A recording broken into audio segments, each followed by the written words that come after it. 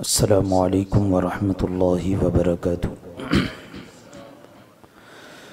نحمده ونصلي ونسلم على رسوله الكريم اما بعد فاعوذ باللہ من الشیطان الرجیم بسم اللہ الرحمن الرحیم فقد قال النبی صلی اللہ تعالی علیہ وسلم فعليكم بسنتي وسنة الخلفاء الراشدين المهديين تمسكوا بها وعضوا عليها بالنواجذ صدق الله مولانا العظيم وصدق رسوله النبي الأمين الكريم ونحن على ذلك لمن الشاهدين والشاكرين والحمد لله رب العالمين۔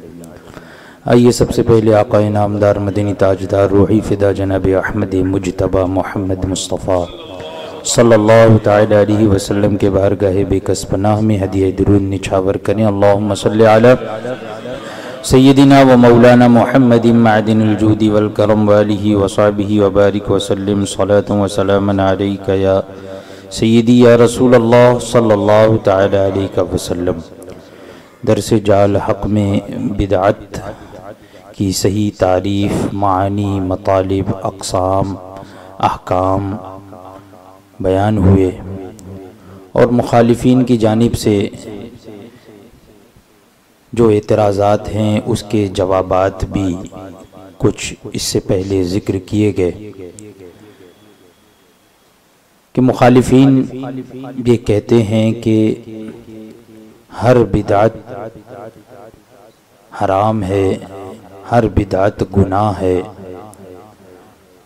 اور ہم اہل سنت و جماعت کا عقیدہ یہ ہے کہ بدعت ہر اس نئی چیز کا نام ہے جو کہ حضور اقدس صلی اللہ تعالی علیہ وسلم کی ظاہری حیات طیبہ کے بعد ایجاد کی گئی۔ اب وہ کوئی بھی عمل، کوئی بھی چیز، کوئی بھی فعل، چاہے دنیاوی ہو کہ دینی ہو، وہ بدعت ہے۔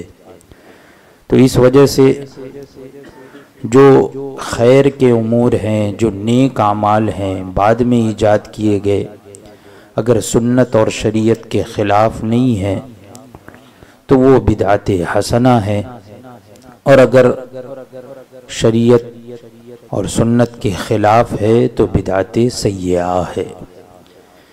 اس کی اقسام بھی اس سے پہلے ذکر ہوئی، مخالفین کی جانب سے ایک اعتراض اور اس کا جواب بھی ہوا۔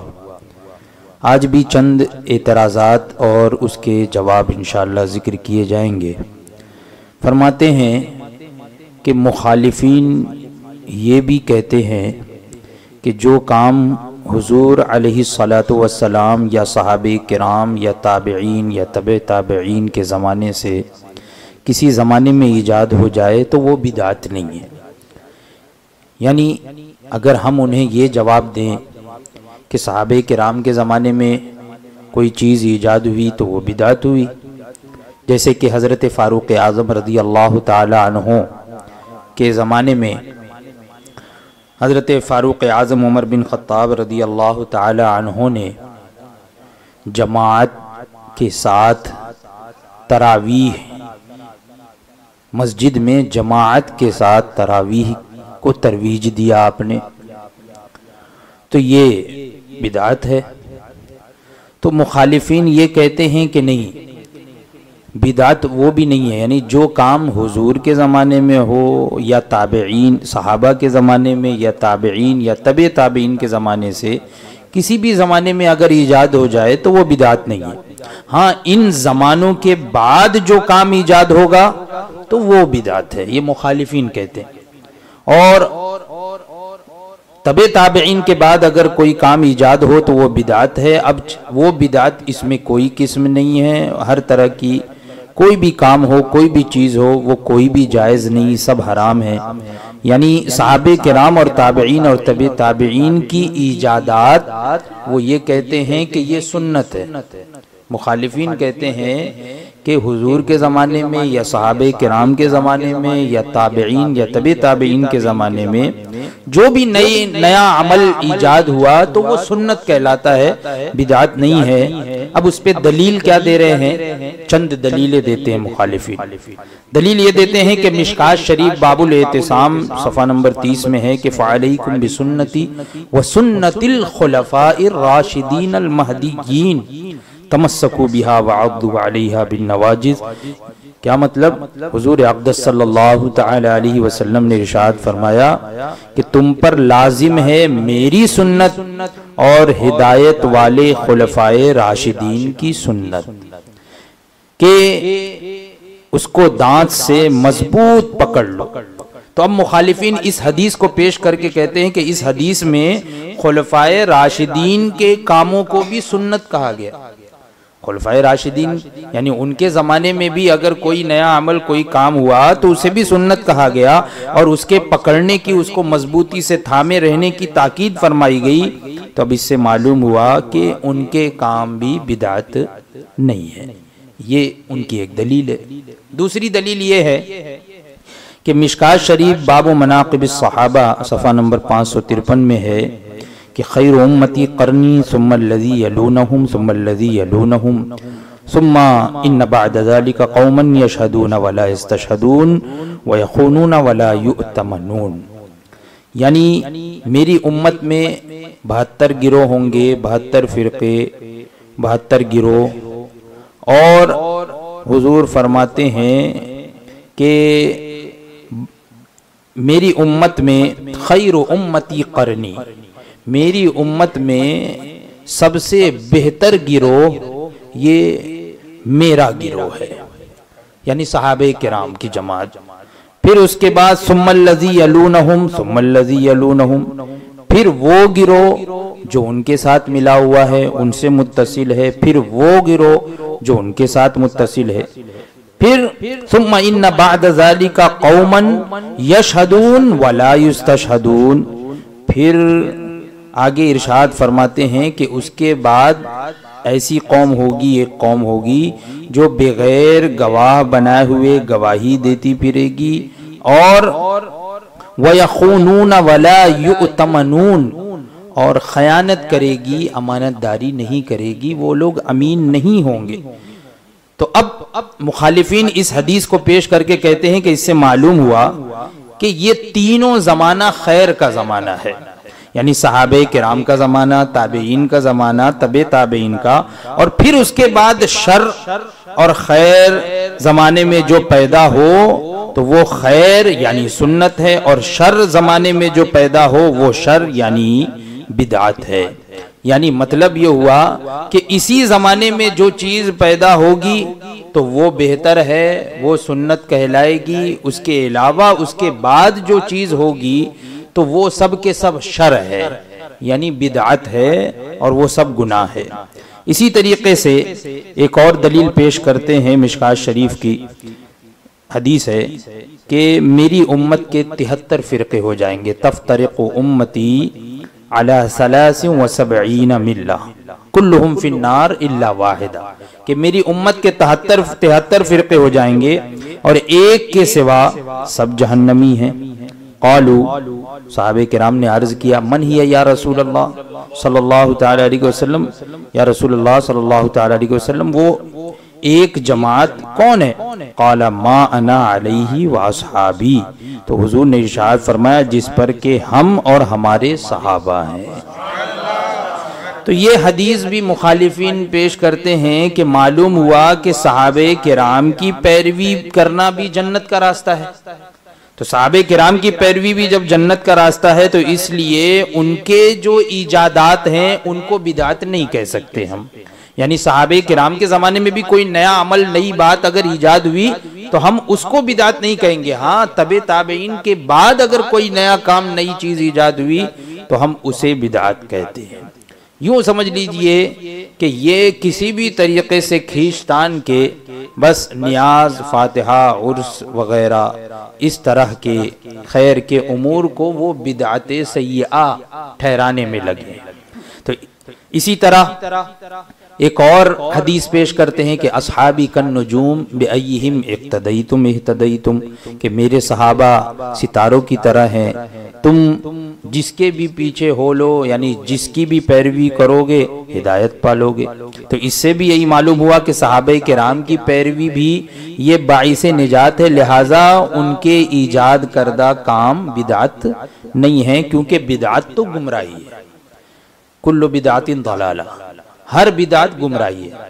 تو یہ بدعت نہیں ہے صحابہ کرام کے زمانے میں جو کام ایجاد ہوئے۔ یہ مخالفین بدعت کو پوری، یعنی کسی بھی طرح کے نئے کام کو بدعت سیئہ کہنے کے لیے اس طرح کے دلائل پیش کرتے ہیں۔ تو حضرت علامہ مفتی احمد یار خان نعیمی علیہ رحمت و رضوان جواب میں ارشاد فرماتے ہیں کہ یہ سوال بھی محض دھوکہ ہے۔ اس طرح کی حدیثیں پیش کر کے ایسا سوال قائم کرنا یہ بھی محض دھوکہ ہے، اس لیے کہ ہم نے مرقات اور اشعۃ اللمعات کے حوالے سے ثابت کیا کہ اس میں جو بدعت کی تعریف ہے کہ بدعت ہر وہ کام ہے جو حضور علیہ السلام کے بعد پیدا ہو، وہ بدعت ہے۔ یہ ہم نے اشعۃ اللمعات اور مرقات شریف وغیرہ سے ثابت کیا، اور اس میں صحابہ کرام اور تابعین کرام کے زمانے کا ذکر نہیں ہے، بلکہ ہر وہ کام جو حضور کے بعد ایجاد ہوا وہ بدعت ہے۔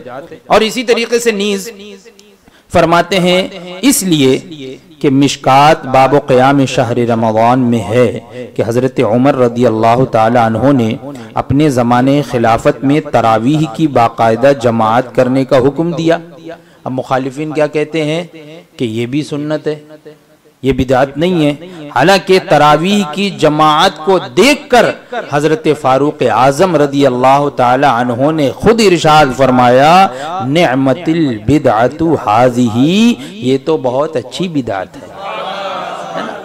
تو اب اگر صحابہ کرام کے زمانے کا کوئی کام آپ کہہ رہے ہو کہ سنت ہی ہے، بدعت نہیں ہے، اس لیے کہ حضور نے فرمایا کہ تم پر میری سنت اور میرے خلفائے راشدین کی سنت لازم ہے، تو وہ بھی کام جو خلفائے راشدین کے زمانے میں ہو تو وہ بھی سنت ہے۔ حالانکہ حضرت فاروق اعظم کیا فرما رہے ہیں کہ یہ بڑی اچھی بدعت ہے۔ خود حضرت عمر رضی اللہ تعالی عنہ نے اپنے مبارک فعل کو بدعت حسنہ فرمایا، اچھی بدعت فرمایا۔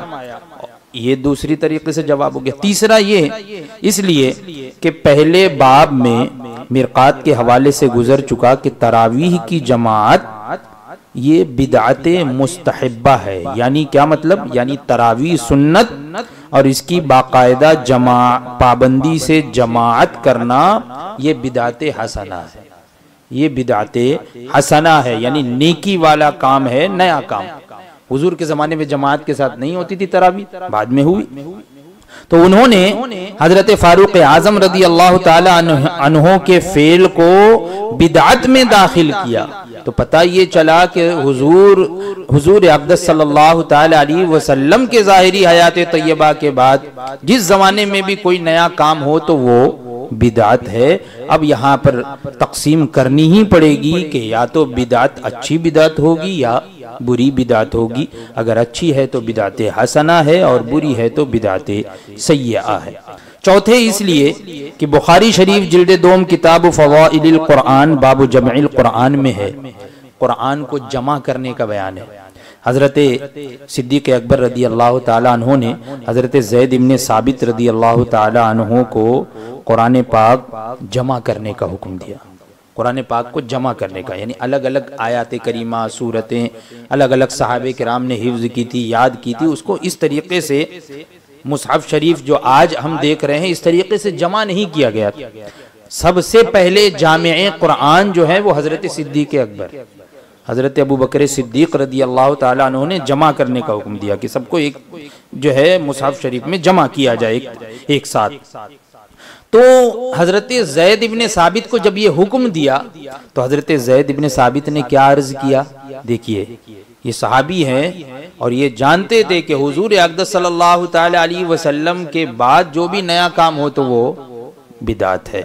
تو انہوں نے عرض کیا کیف تفعلون شیئا لم یفعلوا رسول اللہ صلی اللہ تعالی علیہ وسلم، انہوں نے عرض کیا حضرت زید بن ثابت نے کہ آپ وہ کام کیوں کر رہے ہیں جو حضور نے نہیں کیا؟ حضور نے تو ایسا نہیں کیا، آپ وہ کیوں کر رہے ہیں؟ حالانکہ اگر وہی حدیث کیا ان کو نہیں آتی کہ حضور نے فرمایا کہ تم پر میری سنت اور میرے خلفائے راشدین کی سنت؟ انہوں نے کیا دریافت کیا کہ آپ وہ کام کیوں کر رہے ہیں جو حضور علیہ الصلوۃ والسلام نے نہیں کیا؟ قال ہوا خیر، تو صدیق اکبر رضی اللہ تعالی عنہ نے فرمایا کہ یہ کام اچھا کام ہے۔ پتہ یہ چلا کہ نیا کام تو ضروری نہیں ہے کہ صحابہ کرام رضوان اللہ تعالی علیہم اجمعین کے زمانے میں کوئی نیا کام دین میں شامل ہو، دین سے وابستہ ہو تو وہ بدعت حسنہ ہی ہو، یہ بھی ضروری نہیں ہے۔ بہت سے ایسے کام بھی ہوئے، بہت سے فتنے بھی اٹھے مسلمانوں کے درمیان، تو کیا سب کو بدعت حسنہ کہہ دیں گے؟ اگر یہ لوگ یہ کہہ رہے ہیں کہ صحابہ کرام کے زمانے میں بھی، تابعین اور تبع تابعین کے زمانے میں جو بھی نیا کام ہو تو وہ بدعت نہیں ہے بلکہ سنت ہے، تو مطلقاً وہ تو سنت کہہ رہے ہیں۔ حالانکہ یہاں ماننا پڑے گا کہ صحابہ کرام رضوان اللہ تعالی علیہم اجمعین کے زمانے میں بھی اگر کوئی نیا کام ہے اور اچھا کام ہے تو وہ بدعت حسنہ ہے، اور اگر برا کام ہے تو بدعت سیئہ۔ تو حضور حضرت صدیق اکبر نے فرمایا کہ یہ کام اچھا ہے۔ حضرت زید بن ثابت رضی اللہ تعالی عنہ نے بارگاہ صدیقی رضی اللہ تعالی عنہ میں یہی عرض کیا نا، کیا کہ قرآن کا جمع کرنا بدعت ہے۔ انہوں نے کیا فرمایا کہ ہم وہ کام کیوں کر رہے ہیں جو حضور نے نہیں کیا؟ یعنی ان کے کہنے کا مطلب کیا تھا کہ ہمارا یہ نیا کام کرنا کیا ہے؟ بدعت ہے۔ وہ صحابی ہیں اور پھر بھی وہ کہہ رہے ہیں کہ ہمارا یہ کام کرنا، یہ جمع کرنا قرآن کا، یہ بدعت ہے۔ اور بدعت کیوں کر رہے ہیں انہوں نے یہ دریافت کیا تو صدیق اکبر نے فرمایا کہ بدعت تو ہے مگر بدعت حسنہ۔ اس حدیث سے یہی پتا چلا کہ یہ اچھا کام ہے۔ کیا مطلب؟ یعنی نیا کام ہے، بدعت تو ہے لیکن بدعت حسنہ ہے، یعنی اچھی بدعت ہے، جس سے پتا چلا کہ فعل صحابہ بھی بدعت حسنہ ہے۔ اسی طریقے سے مخالفین نے جو دلیلیں پیش کی ہیں تو ان دلائل کے جوابات بھی حسب ذیل یہاں بیان ہو رہے ہیں۔ جیسے کہ پہلی حدیث ان لوگوں نے پیش کی کہ فعلیکم بسنتی و سنت الخلفاء راشدین، یعنی تم پر میری سنت اور خلفائے راشدین کی سنت لازم ہے، اس کو مضبوطی سے پکڑ لو۔ تو خلفائے راشدین کے اقوال و افعال کو یہاں پر جو سنت قرار دیا ہے تو یہ لغوی معنی سے سنت فرمایا گیا ہے۔ یعنی آپ بھی سوچ سکتے ہو کہ بھئی حدیث میں تو سنت کا لفظ ہے کہ یہ سنت ہے، تو اور آپ اس کو بدعت کیسے کہہ رہے ہو؟ تو دیکھو، سنت عربی کا ایک لفظ ہے، ورڈ ہے، اور سنت کے دو طرح کے معنی ہوتے ہیں۔ ایک لغوی معنی، لغوی معنی کا مطلب یہ ہوتا ہے کہ جو اس کے الفاظ سے جو معنی نکلتا ہے، اور ایک معنی شرعی ہوتا ہے، ایک شرعی معنی۔ جیسے کہ مثال کے طور پہ میں آپ کو بتا دوں، جیسے کہ لفظ الصلاۃ، الصلاۃ، تو الصلاۃ کا معنی ہوتا ہے رحمت، درود، یہ معنی ہوتا ہے الصلاۃ کا معنی، رحمت، درود۔ جیسے آپ کہتے ہیں الصلاۃ والسلام علیک یا رسول اللہ، الصلاۃ کا معنی ہوتا ہے رحمت، درود، اللہ کی رحمت، یہ معنی ہوتا ہے، یہ لغوی معنی ہے۔ لیکن اس کا شرعی معنی کیا ہے؟ شرعی معنی الصلاۃ جب عربی میں کہا جائے تو اس کا شرعی معنی ہے کہ ایک خاص طریقے سے جو ہم نماز پڑھتے ہیں، جو عبادت کرتے ہیں، اسے صلاۃ کہا جاتا ہے۔ تو یہ ایک لغوی معنی ہوتا ہے اور ایک شرعی معنی ہوتا ہے۔ تو اسی طریقے سے یہاں پر بھی جو حدیث پاک میں ہے کہ علیکم بسنتی و سنت الخلفاء الراشدین، تو یہاں پر سنت سے مراد سنت نبوی صلی اللہ تعالی علیہ وسلم نہیں ہے بلکہ طریقہ مراد ہے۔ لغوی معنی یعنی سنت کا معنی ہوتا ہے طریقہ، تو یہاں پر بھی طریقہ مراد ہے۔ فرماتے ہیں کہ خلفائے راشدین کے اقوال و افعال کو لغوی معنی سے سنت فرمایا گیا۔ کیا مطلب؟ یعنی اے مسلمانوں، تم میرے اور میرے خلفاء کے طریقوں کو اختیار کرو۔ ان کے طریقے پر چلو، ان کے طریقوں کو اختیار کرو. جیسے کہ ہم پہلے باب میں بھی ایک حدیث نقل کر چکے، اس سے پہلے ذکر ہو چکی ہے یہ حدیث، کیا کہ من سنہ بھی سنت سے بنا ہے. یہ سنہ جو ہے نا فعل ہے، اور یہ سنت سے ہی یہ فعل ہے. تو من سن فی الاسلام سنتا حسنتا فلہ اجرہا ومن سن فی الاسلام سنتا سیئتا. اس طریقے سے یہ پوری حدیث ہے. تو یہاں پر دیکھو اس حدیث میں سنت کا لفظ استعمال کیا گیا کہ اچھی سنت اور بری سنت، سنتا سیئتا. اسلام میں کوئی اچھی سنت اگر ایجاد کرے تو اس کو اس کا اجر ملے گا، اور اگر بری سنت ایجاد کرے تو اس کا بدلہ ملے گا، اس کا گناہ ملے گا. تو حدیث میں دونوں جگہ سنت کہا گیا، تو کیا معاذ اللہ وہ گناہ کا کام بھی جو ہے وہ سنت ہو گیا؟ یہاں پہ بھی سنت سے مراد کیا ہے؟ تو اس حدیث میں بھی سنت بمعنی طریقہ ہے نا، کہ اچھے طریقے کو اختیار کرو تو اس کا اجر ملے گا، ثواب ملے گا. برے طریقے کو اختیار کرو تو اس کا گناہ ملے گا، وبال ہوگا. ایسی قرآن کریم بھی فرماتا ہے، بہت ساری جگہ ایسی سنت کا لفظ آیا ہے جس سے مراد طریقہ ہوتا ہے. جیسے کہ سنت من قد ارسلنا من قبلک من رسلنا ولا تجد لسنتنا تحویلا. تو یہاں پہ بھی سنت سے مراد طریقہ ہی ہے. ایسے ہی اللہ تبارک و تعالی ارشاد فرماتا ہے سنت اللہ التی قد خلت. یہ بھی جو ہے ایسے ہی آیات اور احادیث میں سنت سے مراد سنت شرعیہ بدعت کے مقابل نہیں ہے. یعنی یہاں پر سنت سے مراد وہ شرعی سنت نہیں ہے جو کہ بدعت کے مقابل میں ہے. یہاں پہ سنت سے مراد لغوی سنت ہے. شرعی سنت جو بدعت کے مقابل ہے وہ نہیں ہے، بلکہ یہاں پر معنی طریقہ ہے. جیسے سنت الہیہ، کیا مطلب؟ سنت الہیہ اللہ کی سنت نہیں، سنت الہیہ اللہ کا طریقہ، سنت انبیاء نبیوں کا طریقہ. تو یہ ہے سنت یہاں لغوی معنی میں. تو اسی حدیث میں فعلیکم بسنتی، جو حدیث مخالفین نے پیش کی نا اپنی دلیل میں، فرماتے ہیں اس کے ماتحت اس حدیث کے ہی شرح میں اشعۃ اللمعات میں ہے کہ خلفائے راشدین کی سنت حقیقتاً سنت نبوی ہے.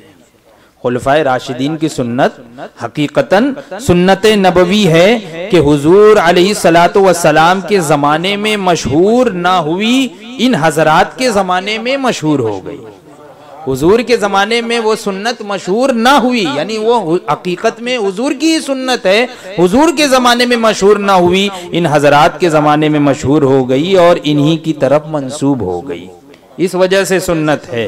تو اس سے معلوم ہوا کہ سنت خلفاء اس کو کہتے ہیں جو اصل میں تو سنت رسول اللہ ہو، ہے نا. یعنی یہ نیا کام نہیں ہوا، بلکہ حضور کے زمانے میں مشہور نہیں ہوئی، صحابہ کرام کے زمانے میں مشہور ہوئی. تو اس طریقے سے یہ سنت. اور مگر اس کو مسلمان میں رائج کرنے والے خلفائے راشدین ہوں. اور پانچویں بات یہاں پر ذکر کر رہے ہیں اس لیے کہ محدثین اور فقہا فرماتے ہیں کہ خلفائے راشدین کے حکم سنت سے ملحق ہیں. کیا مطلب؟ یعنی خلفائے راشدین جو حکم فرمائے وہ سنت نہیں ہے، بلکہ ان کے احکام سنت سے ملے ہوئے ہیں، ملحق ہیں، سنت سے ملحق ہیں. یعنی سنت تو نہیں، سنت سے الحاق کیے ہوئے ہیں. فرماتے ہیں اگر ان حضرات کے ایجاد فرمودہ کام سنت ہی ہوتے تو پھر الحاق کا کیا مطلب؟ یعنی یہاں پر جو کہا گیا کہ یہ سنت سے ملحق ہیں، ملے ہوئے ہیں، حقیقت میں سنت نہیں ہے. تو اب یہاں پر ملحق کہنا یعنی سنت سے ملا ہوا کہنا، اگر وہ بھی سنت ہوتے تو پھر سنت سے ملحق کیوں کہا جاتا؟ مطلقاً سنت کہہ دیا جاتا. پتہ یہ چلا کہ یہ حقیقت میں سنت نہیں ہے بلکہ ان کی ایجادیں. ہاں یہ ہے کہ یہ سنت سے ملے ہوئے ہیں. تو پتہ یہ چلا کہ جو بدعت حسنہ ہو یعنی نیکی والی بدعت ہو، اچھی بدعت ہو، تو وہ سنت سے ملحق ہو جاتی ہے، سنت سے مل جاتی ہے. تو فرماتے ہیں نور الانوار کے شروع میں ہے کہ صحابی کا فرمان عقلی باتوں میں تو قیاس سے ملحق ہے اور غیر عقلی باتوں میں سنت سے ملحق ہے. یعنی اگر کسی صحابی کا فرمان ہے، یہ بھی ہمارے لیے دلیل ہے، یہ یاد رکھیے گا. یا تو ایک حدیث مرفوع ہوتی ہے، حدیث مرفوع کا مطلب یعنی حضور اقدس صلی اللہ تعالی علیہ وسلم کا ارشاد گرامی، یہ حدیث مرفوع حضور تک سند پہنچتی ہے کہ کسی تابعی تبع تابعی نے، پھر ان سے تابعی نے، پھر ان سے صحابہ نے، پھر ان سے حضور نے فرمایا۔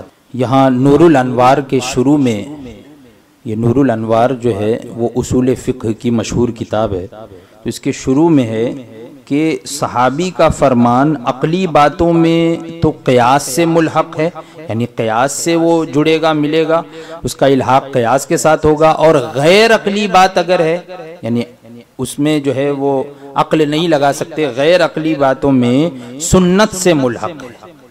تو یہاں سے بھی پتہ یہ چلا کہ صحابہ کرام کے فرامین، ان کے احکام حقیقت میں سنت نہیں ہے بلکہ سنت سے ملحق ہے، ملے ہوئے ہیں۔ اگر صحابی کا ہر قول و فعل سنت ہے تو قیاس اور سنت سے الحاق کے کیا معنی؟ یعنی یہاں پہ سنت کے ساتھ ملانے کا کیا مطلب؟ سیدھے سنت ہی کہہ دیتے، سنت سے ملحق ہے، اس کا مطلب یہ کہ حقیقت میں سنت نہیں ہے لیکن سنت کے ساتھ ملی ہوئی ہے۔ اشعۃ اللمعات زیر حدیث فعلیکم بسنتی، یہی حدیث کے تحت اشعۃ اللمعات میں ہے کہ جس چیز کا خلفائے راشدین نے حکم فرمایا ہو، اگرچہ اپنے قیاس اور اجتہاد سے انہوں نے حکم فرمایا ہو، وہ سنت نبوی کے موافق ہے، وہ سنت نبوی کے موافق ہے۔ دیکھیے یہاں پر بھی کیا ذکر کیا گیا؟ سنت نہیں ہے بلکہ سنت نبوی کے موافق ہے۔ تو اس میں سنت اور موافق سنت ہونے میں فرق ہے۔ اس پر لفظ بدعت نہیں بول سکتے۔ کیا فرمایا؟ اس پر لفظ بدعت نہیں بول سکتے، یعنی عام طور پہ عوام میں بدعت کہتے ہیں تو بدعت سے ایسا لگتا ہے کہ کوئی بری چیز، بدعت کا لفظ بولو تو عوام یہ سمجھے کہ کوئی بری چیز، تو اس لیے یہاں پر یہ حقیقت میں تو ہے بدعت حسنہ، بدعت، لیکن اسے بدعت نہیں کہیں گے بلکہ سنت نبویہ کے موافق کہیں گے، موافق سنت کہیں گے، ملحق سنت کہیں گے۔ ان عبارات سے بالکل واضح ہو گیا کہ سنت خلفائے راشدین یہ بمعنی لغوی سنت ہے، یعنی لغوی طور پر یہاں پہ سنت ہے، یعنی طریقہ، اور سنت شرعی سے ملحق ہے۔ یعنی شرعی طور پہ سنت کیا ہے؟ حضور اقدس صلی اللہ تعالی علیہ وسلم کا طریقہ، یہ سنت ہے، تو یہ سنت شرعی سے ملحق ہے، اس کے موافق ہے۔ ان کو ادباً بدعت نہ کہا جائے کیونکہ بدعت اکثر بدعت سیئہ کو بولتے ہیں۔ عام طور پہ لوگ بولتے ہیں نا یہ بدعت ہے، یہ بدعت ہے، تو اس لیے ان کو ادب کے طور پہ بدعت نہیں کہا جائے بلکہ کیا کہا جائے کہ یہ لغوی سنت ہے، سنت شرعیہ سے ملحق ہے، اور کیونکہ بدعت اکثر بدعت سیئہ کو بولتے ہیں تو اس لیے ان کو بدعت کہنے سے منع کیا گیا، لیکن یہاں پر وہ حقیقتاً سنت نہیں ہے بلکہ سنت کے ساتھ ملحق ہے۔ تو یہ ایک جواب، ایک حدیث جو ان مخالفین کی جانب سے تھی تو اس کا جواب تشفی بخش دے دیا گیا انشاءاللہ، اور بقیہ جوابات آئندہ نشست میں ہوگا۔ اللہ تبارک و تعالی ہم تمام لوگوں کے عقیدے اور ایمان کی حفاظت فرمائے۔ وآخر دعوانا الحمدللہ رب العالمین۔